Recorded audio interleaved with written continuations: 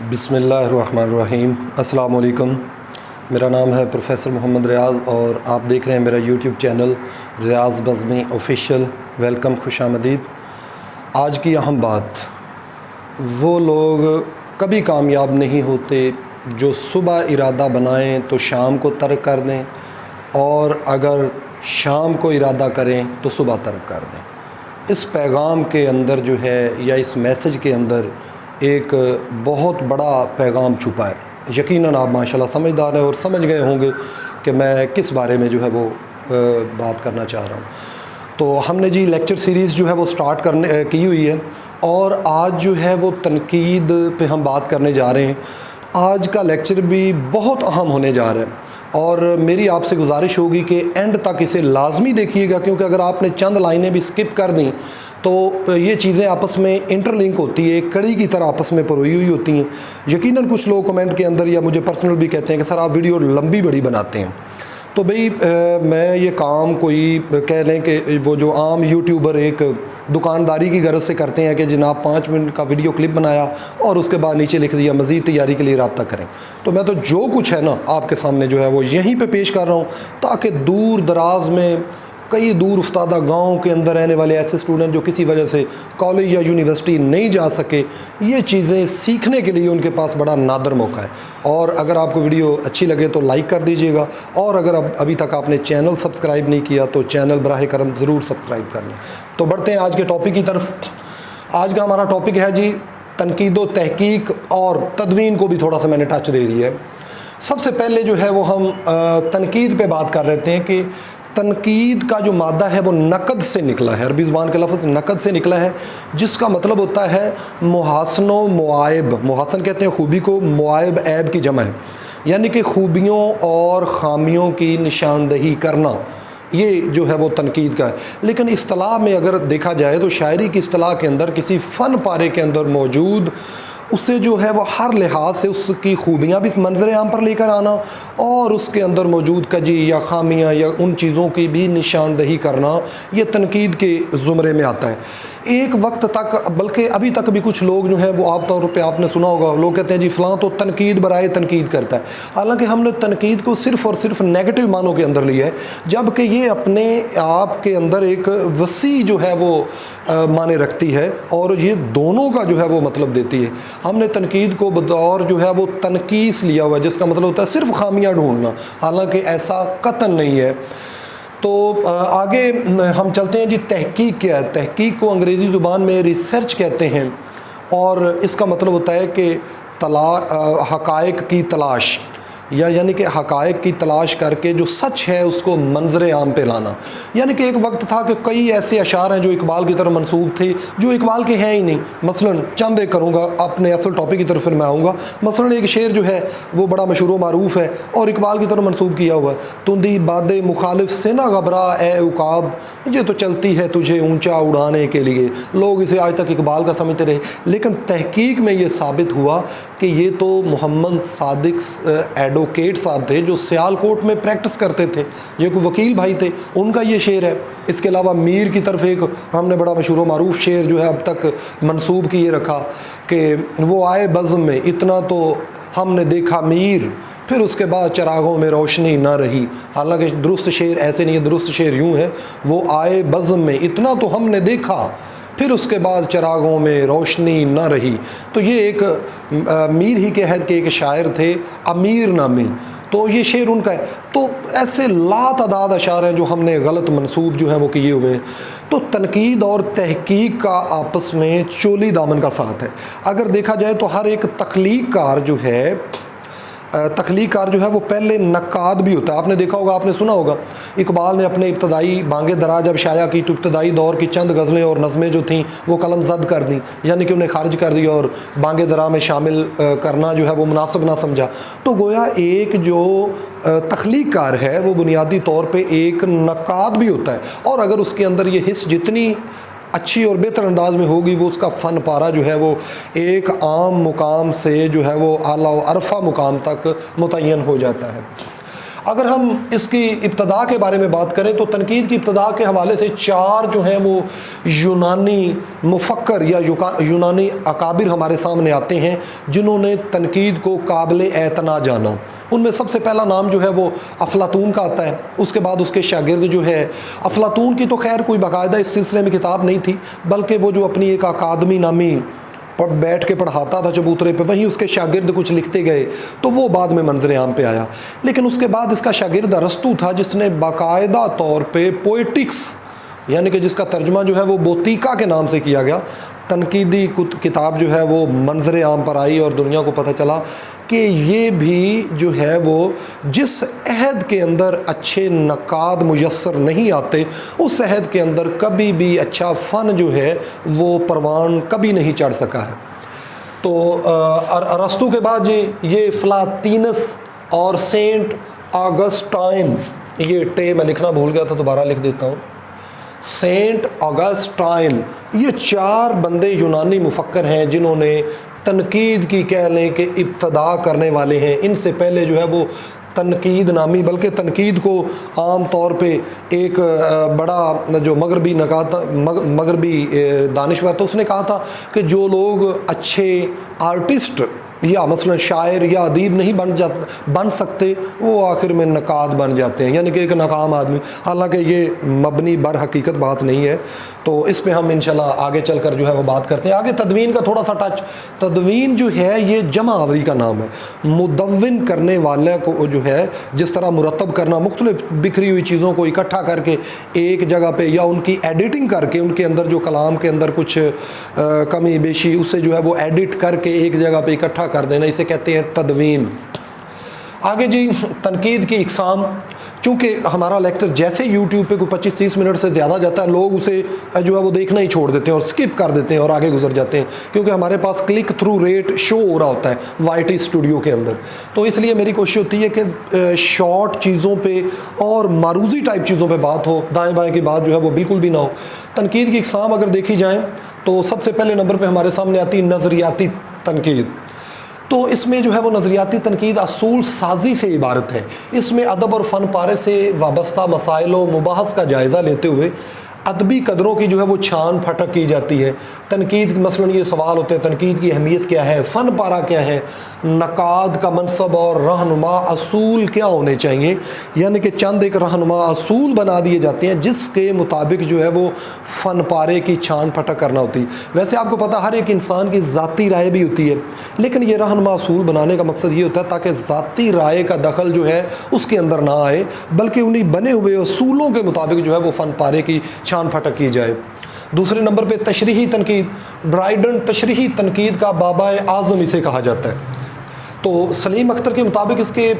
2 پہلو ہیں، ایک طرف الفاظ کے متنوع استعمالات، تشبیہات اور استعارات، اور اسی نوع کی دیگر لسانی بحثیں ہیں،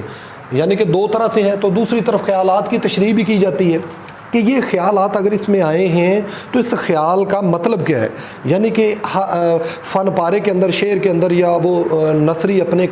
جو ہے اس کے اندر وہ بعض اوقات کئی چیزوں کو جو ہے وہ کوڈ کی شکل میں دے دیتا ہے، تو انہیں ڈی کوڈ کرنا جو ہے یہ تشریحی تنقید کے زمرے میں آتا ہے۔ اور شاعر کے خیالات کا ماخذ کا کھوج لگانا کہ یہ جو شاعر نے خیالات بیان کیے ہیں ان کا ماخذ کیا ہے، اس پر کیا ایسی کیفیت طاری ہوئی کہ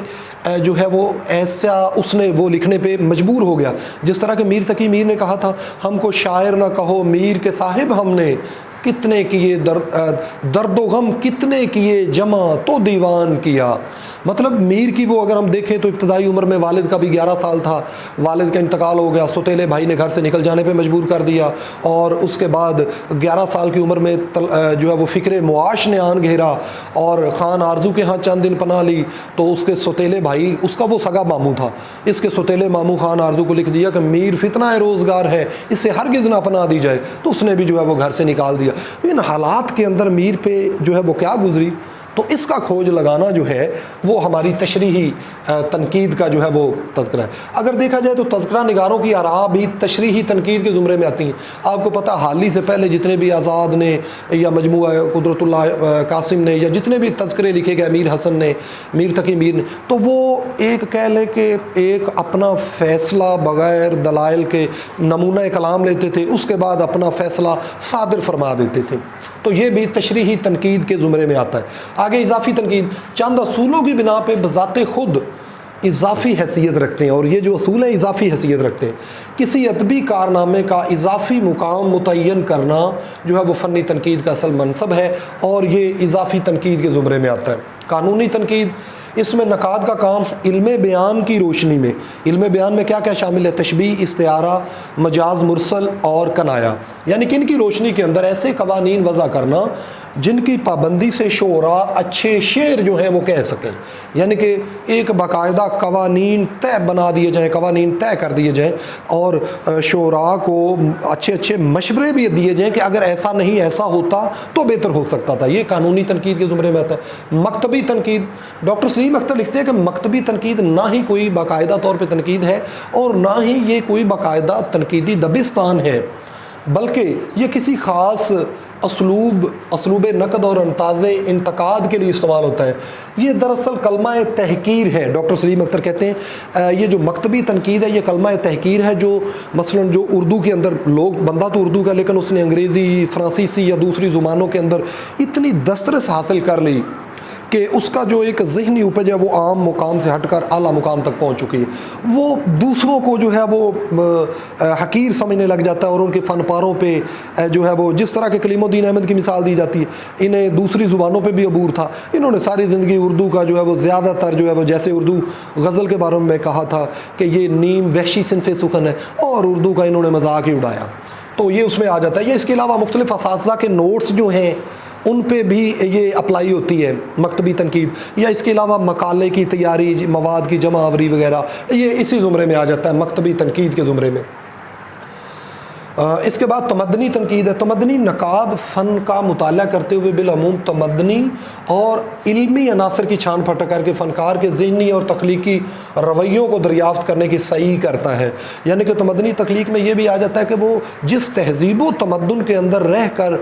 فنکار نے یا آرٹسٹ نے کوئی چیز تخلیق کی ہے، وہ تہذیب و تمدن کس چیز کا تقاضا کرتے تھے۔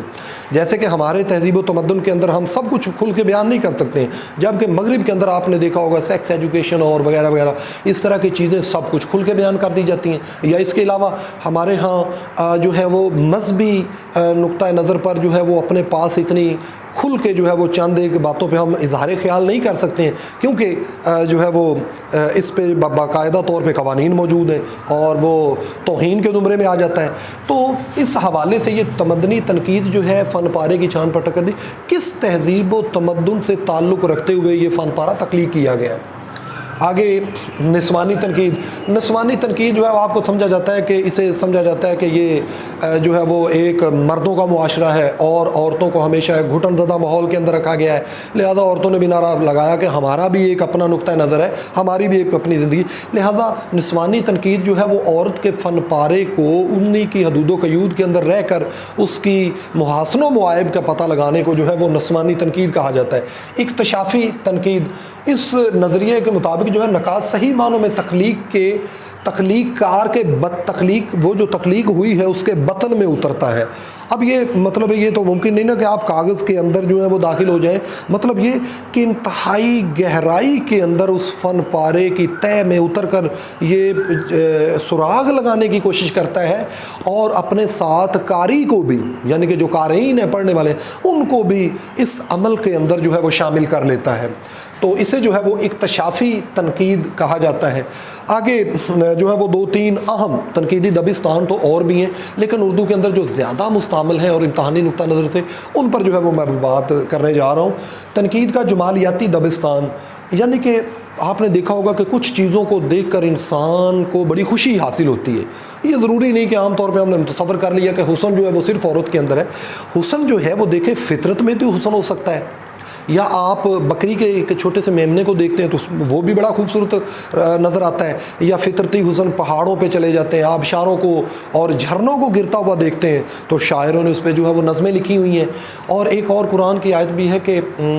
اللہ جمیل و یحب الجمال، یعنی کہ اللہ تعالیٰ حسین ہے اور خوبصورتی کو بھی پسند کرتا ہے۔ اور یہ خوبصورتی کے حوالے سے بھی دو نظریے ہیں، ایک حسن کا موضوعی نظریہ ہے، ایک معروضی نظریہ ہے۔ تو حسن کے معروضی نظریے والے کہتے ہیں جی حسن جو ہے وہ چیز کے اندر ہوتا ہے، ٹھیک ہے جی، چیز جسے آپ دیکھ رہے ہیں چیز کے اندر ہوتا ہے۔ لیکن ایک جو دوسرے مکتبہ فکر والے ہیں حسن کا معروضی نظریہ، وہ کہتے ہیں جی چیز جو ہے وہ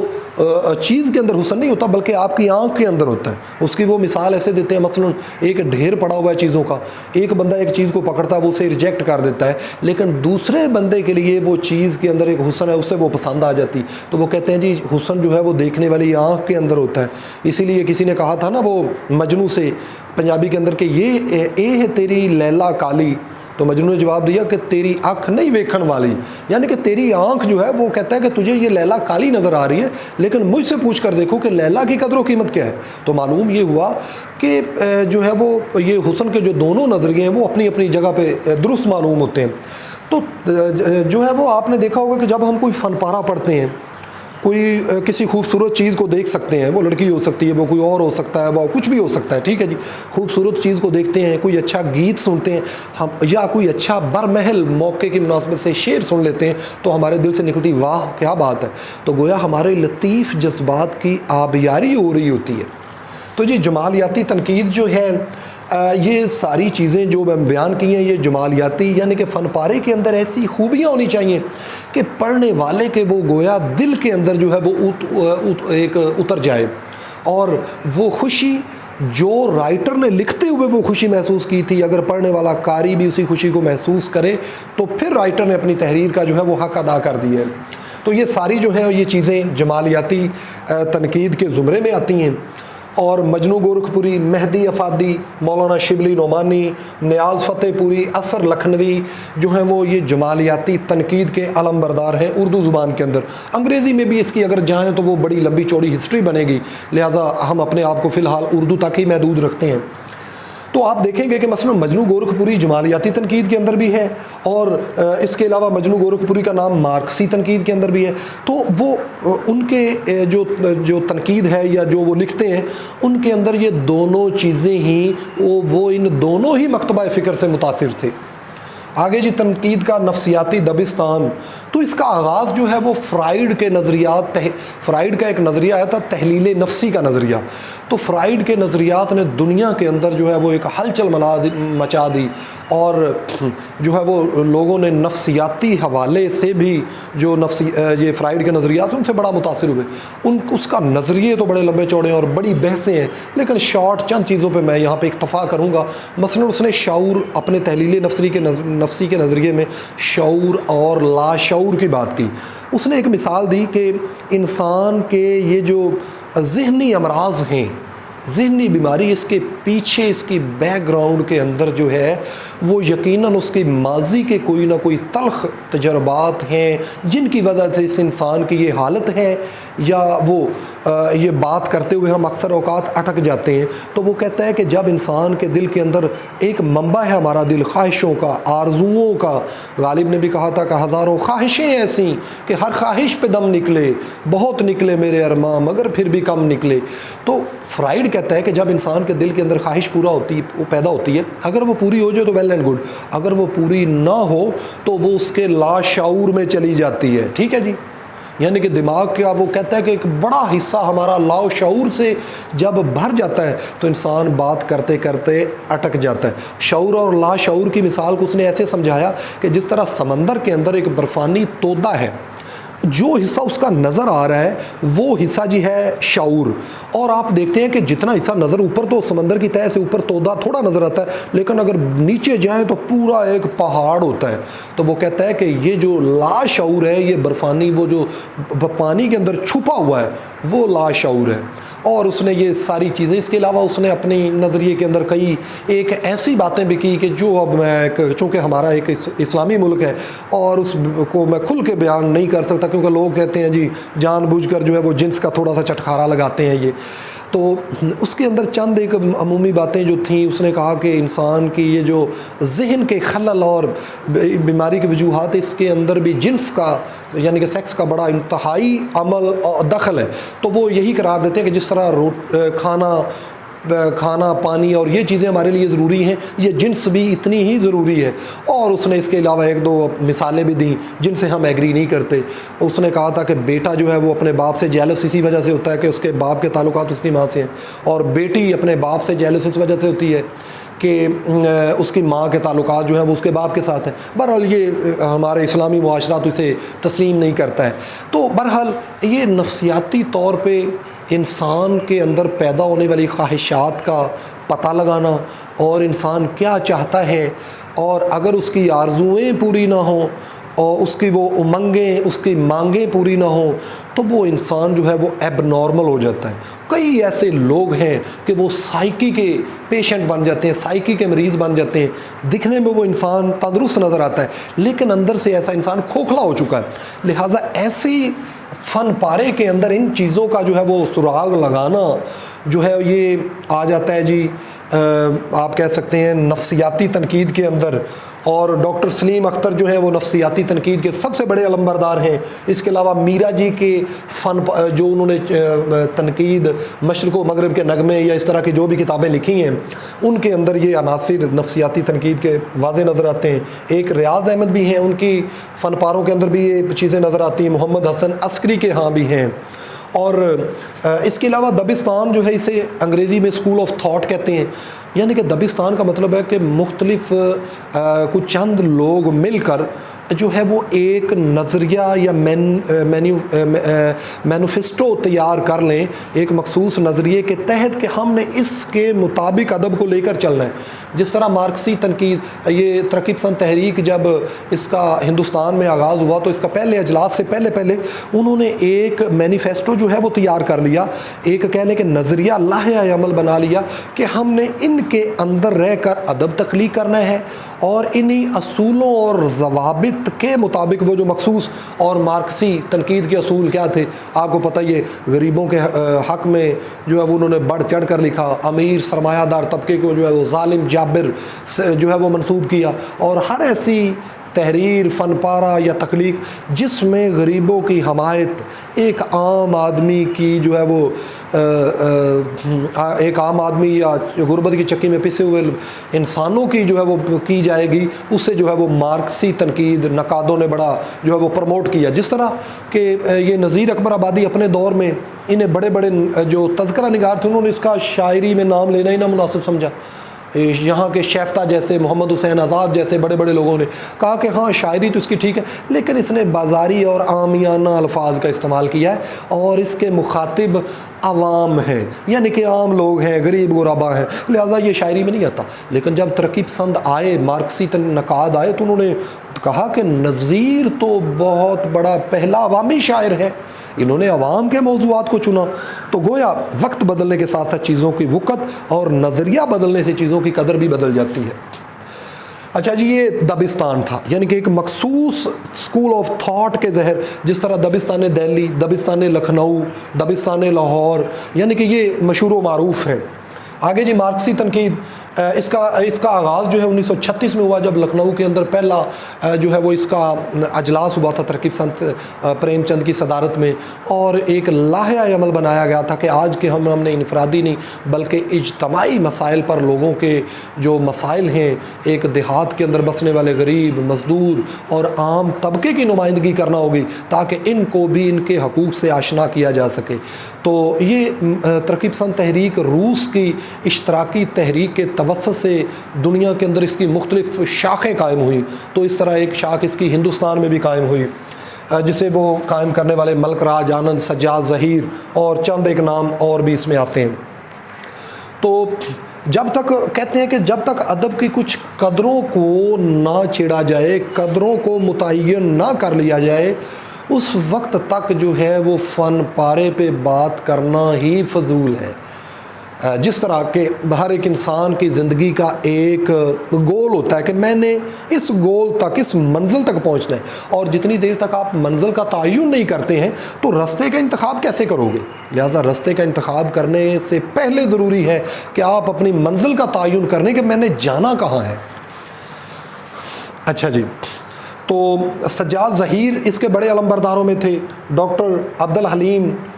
اس کے بعد مجنو گورکھپوری، احتشام حسین اور اختر حسین رائے پوری، انہوں نے ادب اور زندگی کے نام سے ایک مقالہ لکھا تھا۔ ادب اور زندگی کے نام سے انہوں نے مقالہ لکھا تھا۔ تو یہ مقالہ آپ کہہ سکتے ہیں کہ مارکسی تنقید کا نقطہ آغاز بھی آپ اسے کہہ سکتے ہیں۔ اس کے علاوہ بعد میں شامل بھی ہوئے علی سردار جعفری اور ممتاز حسین۔ اب جی بات کرتے ہیں نئی تنقید پہ، تو نئی تنقید جو ہے وہ امریکہ کے اندر اس کی بڑی بحثیں ہیں کہ امریکہ کے اندر جو ہے وہ ماڈرن کرٹیسزم کا آغاز ہوا، اس کے بعد فارمل رشین فارملزم، تو یہ باتیں جو ہے وہ آئیں، رولا بھارت کے نظریات منظر عام پر آئے۔ اس کی کتاب تھی S/Z، اس کے اندر اس نے اپنے نظریات پیش کیے، اور تنقید کا دھارا ایک کلاسیکی عہد سے جدیدیت کی طرف، ماڈرنزم کی طرف موڑنے کے اندر کردار ادا کیا تھا رشین فارملزم نے اور جو امریکی ہیئت پسندی تھی، ان دونوں نے۔ تو اگر ہم اردو کے اندر بات کریں تو ڈاکٹر سید عبداللہ کی کتاب تھی اشارات تنقید، اور ڈاکٹر عبدالسلام جدید اردو تنقید کے معمار، انہوں نے، یعنی کہ ڈاکٹر سید عبداللہ کی کتاب کا نام تھا اشارات تنقید، اور دوسرے ہمارے رائٹر ڈاکٹر عبدالسلام، ان کی وہ تنقیدی کتاب کا نام تھا جدید اردو تنقید کے معمار۔ ان دونوں نے متفقہ طور پہ یہ قرار دیا کہ جدید اردو تنقید کے اندر باقاعدہ طور پہ جو بحثیں شروع ہوئیں، اسے شروع کرنے والے جو ہیں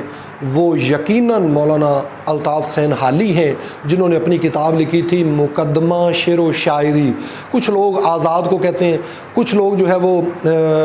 مولانا شبلی نعمانی کو کہتے ہیں، لیکن مولانا شبلی نعمانی کی یقیناً موازنہ نیچ و دبیر کتاب اچھی تھی، لیکن انہوں نے حالی کی طرح یہ جو باقاعدہ طور پہ جو ہے وہ تنقید کے اصول و ضوابط طے کیے اور اپنے بات کے لیے انہوں نے دلائل بھی دیے، تو وہ چیز جو ہے وہ حالی کے ہاں نظر آتی ہے لیکن شبلی کے ہاں نظر نہیں آتی۔ لہٰذا جدید تنقید کا معمار اول جو ہے وہ ڈاکٹر سید عبداللہ کے مطابق اور ڈاکٹر عبدالسلام کے مطابق انہوں نے اپنی تصانیف کے اندر حالی کو جو ہے وہ معمار اول تسلیم کیا، اور اس کے علاوہ شبلی اور آزاد کی جو تنقیدی بصارت تھی اس سے بھی انہوں نے ان کا بھی اعتراف کیا ہے۔ آزاد کی اگر دیکھا جائے تو انہوں نے لکھی تھی آب حیات نام کا، لیکن وہ تذکرہ ہے، وہ تنقید کی کتاب نہیں، اور تذکرے کے اندر کیا تھا، ہر ایک شاعر کا کچھ نمونہ کلام لیا، اس کے بعد اپنی جو ہے وہ فیصلہ صادق اس پہ کر دیا، فیصلہ سنا دیا، نہ کوئی دلیل نہ کوئی کچھ، اور مرضی کے شاعروں میں شامل کر لیے، مرضی کے اپنے شاعر اس میں شامل کر لیے، اور جسے جو ہے وہ ذاتی طور پہ ناپسند کرتے اسے شامل نہ کیا۔ مثال کے طور پہ مولانا محمد حسین آزاد اچھے جو ہے شاعر بھی تھے، ادیب بھی تھے، انشا پرداز بھی تھے، اور انہوں نے یہ تذکرہ بھی اچھا لکھا، لیکن اس میں حکیم مومن خان مومن کا نام تک نہ لیا۔ بعد میں مورخین کہتے ہیں، تحقیق نگار کہتے ہیں کہ اس کی ایک وجہ یہ تھی کہ آزاد بنیادی ذاتی طور پہ مومن خان مومن کو ناپسند کرتے تھے، حالانکہ مومن خان مومن کے بڑا شاعر ہونے میں کوئی کسی کو ذرا برابر بھی شک نہیں، لیکن انہیں شامل کیوں نہ کیا؟ اس کی وجہ یہ تھی، یہ بتائی ہے کہ آزاد کی کوئی عزیزہ تھی، یعنی کہ آزاد کی کوئی رشتہ دار خاتون تھی جس کے مومن خان مومن سے جو تھے وہ تعلقات تھے، اس وجہ سے آزاد مومن کو ناپسند کرتا تھا، اور اسی وجہ سے اس نے اپنے تذکرے آب حیات کے پہلے ایڈیشن میں مومن کو شامل ہی نہیں کیا۔ بعد میں کچھ دوستوں نے جو ہے وہ اس طرف اشارہ کیا کہ بھئی اللہ کے بندے اس طرح تو آپ پر انگلیاں اٹھیں گی، مومن ایک بڑا شاعر ہے، اس میں کوئی شک نہیں، تو بعد میں کہتے ہیں کہ بعد میں ایڈیشن میں انہوں نے کچھ جگہ اسے دی تھی۔ تو بہرحال نئی تنقید کا آغاز جو ہے وہ حالی کی مقدمہ شعر و شاعری سے ہوتا ہے، اور حالی کی مقدمہ شعر و شاعری جو ہے یہ بنیادی طور پہ بڑے دو حصوں پر مشتمل ہے۔ پہلے حصے کے اندر جو حالی ہیں انہوں نے حالی نے پہلے حصے کے اندر جو ہے وہ اصول تنقید کے متعلق جو ہے وہ بات کی ہے کہ تنقید کے اصول کیا ہونے چاہیے، اور دوسرے حصے میں انہوں نے وہ جو اصول بھی بتائے اور ان اصول کی وضاحت پیش کی یہ دوبارہ بڑی اہم چیز ہے. اکثر سوال آ جاتا ہے کہ مولانا حالی کی مقدمہ شعر و شاعری جو ہے وہ کتنے بڑے حصوں پر مشتمل ہے. 2 حصوں پر مشتمل ہے. پہلے حصے کے اندر اصول تنقید کے متعلق بحثیں ہیں, ٹھیک ہے جی, اور حالی نے شاعری کی جو ہے وہ اس کے بارے میں انہوں نے اصول تنقید کے متعلق بحثیں اور شاعری کے بارے میں بنیادی خیالات بھی بتائے اور ان کے جوابات بھی دیے پہلے حصے کے اندر. اور دوسرے حصے میں کیا کیا, ان نظریات کی روشنی میں اردو شاعری کی اہم اصناف کا بھی انہوں نے حوالہ دیا کہ کون کون سی صنف جو ہے وہ اردو ادب کے اندر یا ان تمام اصولوں کے مطابق زیادہ بہتر ہے. اس کے علاوہ حالی نے شاعری کے بارے میں یہ بھی کہا کہ جو ہے وہ بہت ہو چکا جو ہے وہ گل و بلبل کے قصے, محبوب کے لب و رخسار کے قصے, ہجر و وصال کے موضوعات, اور کئی شاعروں نے تو جو ہے وہ محبوب کی کمر کام کرتے کرتے جو بالکل ختم ہی کر دی کہ کہتے ہیں کہ محبوب تیرے بھی کمر ہے, کہاں ہے, کس طرف ہے, کدھر ہے, یعنی کہ کمر نظر آنا ہی بند ہو گئی. اور کچھ نے تو باقاعدہ رونے دھونے کے لیے بلبل کو دعوت دی جاتی تھی کہ آؤ اندلیب مل کر کریں آہو زاریاں, تو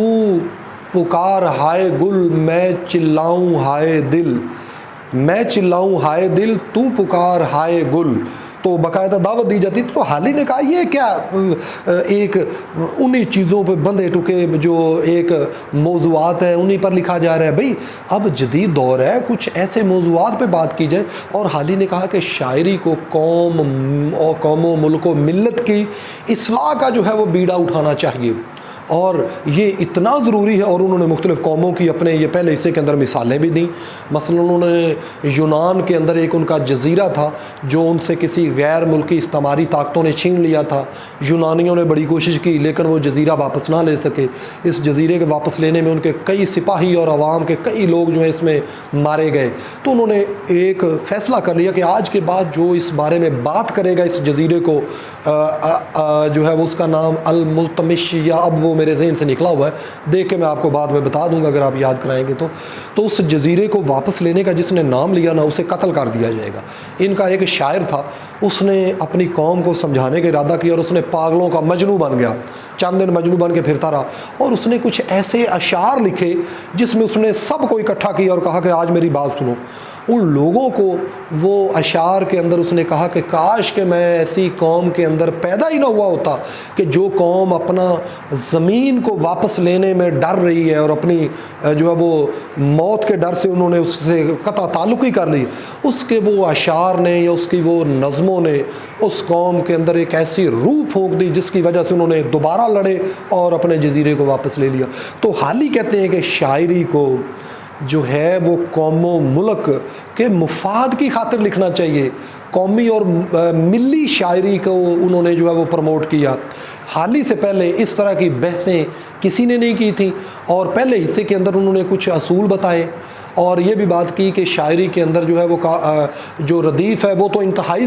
غیر ضروری ہے. اور قافیے کو انہوں نے کہا کہ ہاں ٹھیک ہے قافیہ اگر پابند نظم میں آ جائے تو عیب نہیں, لیکن انہوں نے قافیے اور ردیف سے آری نظموں کی طرف بھی اشارہ کیا جو بعد میں آپ کو پتہ ہے کہ تصدق حسین خالد, نون میم راشد, مجید امجد, ان لوگوں نے آزاد شاعری میں اور نظم معرہ کے اندر ایک بڑا اہم رول پلے کیا. ان کے عہد میں لوگ ان کو تانا دینا شروع ہو گئے تھے کہ حالی کی جو ہے وہ گرپ نہیں ہے زبان پہ, ان کے پاس قوافی کی اور ردیف کی جو ہے وہ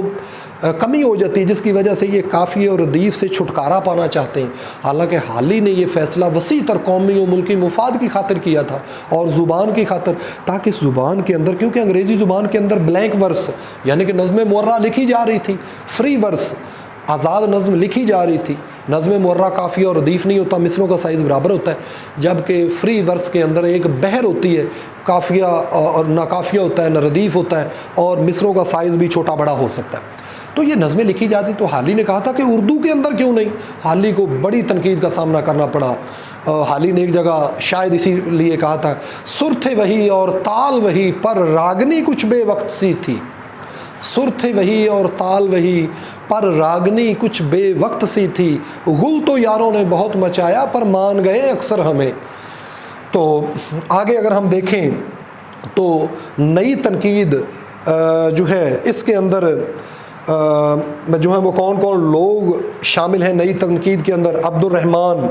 شیخ عبد القادر نے وہ رسالہ بھی جاری کیا تھا مخزن، اس کے اندر بھی انہوں نے جدید شاعری اور جدید نظمیں جو ہیں وہ اس کے اندر شامل ہوتی تھیں اور مختلف خیالات پہ مبنی.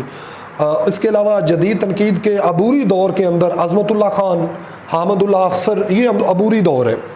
آل احمد سرور، یہ بعد کے جنہوں نے، یہ 4-5 لوگ ہیں جنہوں نے اردو تنقید اور خاص طور پہ نئی تنقید کو پروموٹ کرنے میں اور تنقید کو باقاعدہ ایک کہہ لیں کہ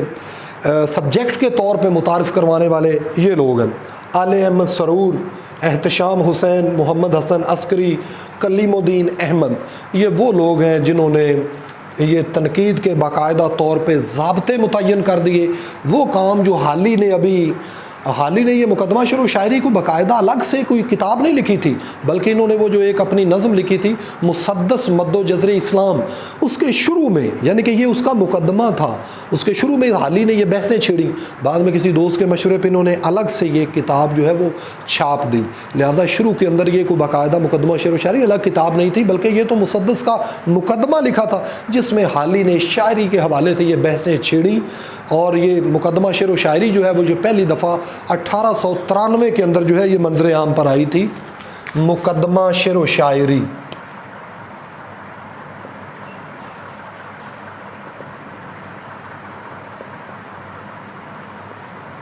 اٹھارہ سو 93 عیسوی میں یہ لکھی گئی تھی جی. مقدمہ شعر و شاعری 2 حصوں پر مشتمل ہے. آگے ہم دیکھیں تو رومانی تنقید. کچھ رومانس کا لفظ جو ہے یہ پرانے، اگر یونان کی ہسٹری میں چلے جائیں تو اپنے سورماؤں کی جنگی مہمات کو جو ہے یہ رومانس کہتے تھے. بعد میں کچھ ایسی محیر العقول قصے کہانیوں کو رومانس کہا جانے لگا. لیکن آج کے دور میں جو ہے وہ رومانس ان معنوں کے اندر مستعمل ہوتا ہے جو عام طور پہ جو ہے وہ لیے جاتے ہیں. تو رومانوی تنقید کے اندر یہ کہتے ہیں جی کہ فن پارے کے اندر جو ہے وہ ایسی خوبیاں ہونی چاہیے. اور یہ رومانوی تنقید والے جو تھے یہ ادب برائے ادب کے نظریے کے قائل تھے. 2 نظریے مشہور ہیں، ادب برائے ادب، یعنی کہ وہ کہتے ہیں کہ ادب کو ادب سمجھ کر ہی تخلیق کرنا چاہیے، اس کے اندر کھینچ کے دوسرے سے کوئی باقاعدہ کسی اسکول آف تھاٹ کے تابع نہیں ہونا چاہیے، بلکہ ادب کو ادب سمجھ کے تخلیق کیا جائے اور اس کی ادبی حوالے سے ہی چھان پھٹک کی جائے. جبکہ باقی جو مارکسی ہیں یا نفسیاتی ہیں یا جو جتنے بھی دبستان ہیں ان کا ایک اسکول آف تھاٹ ہے اور انہوں نے اپنے آپ کو ایک دائرے کے اندر مقید کیا ہوا ہے کہ انہی چیزوں پہ جو ہے وہ ہم نے بات کرنی، ان سے باہر جانا جو ہے وہ نہیں. تو جی رومانوی تنقید کے اندر عبد الرحمن بجنوری جنہوں نے غالب پہ کتاب لکھی تھی محاسن کلام غالب، مجنو گورکھپوری ان کا نام جو ہے وہ بھی رومانوی تنقید میں آتا ہے، مہدی افادی، سجاد انصاری، تو یہ رومانوی تنقید کے علم بردار ہیں.